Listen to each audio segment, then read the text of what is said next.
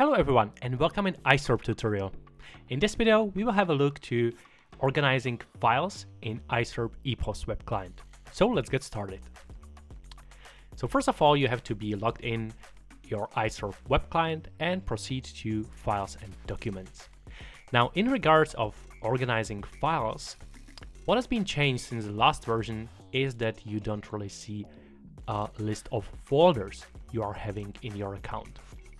And what more, they are collapsed, yeah, so you can expand them anytime, and you can switch to shared folders.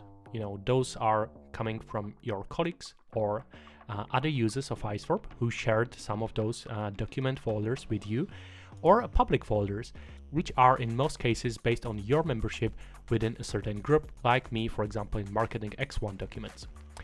But what I'd like to show you is how you can organize your own files. Yeah, so I will go to my own files, and here I have a lot of documents. First of all, moving to a different folder. So you just drag it and drop it to any folder you'd like to. Yeah, because the list of folders will automatically pop up. Another way to do so is using the M key as a keyboard shortcut, M to move. Yeah, and now just type the folder name, or C to copy to folder, which will create a duplicated entry in that. You can of course also right click and move to folder or copy to folder where you see those keyboard shortcuts I just explained to you. And what more?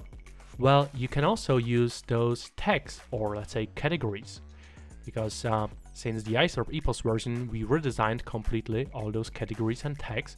So you can very easily just click to a document you'd like to add a tag there and go with sales. Yeah, there we go. This one I'd like to have there.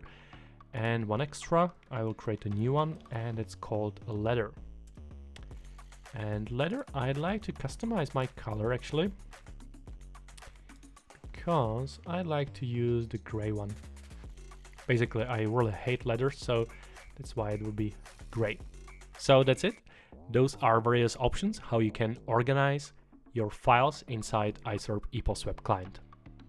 See you in another video.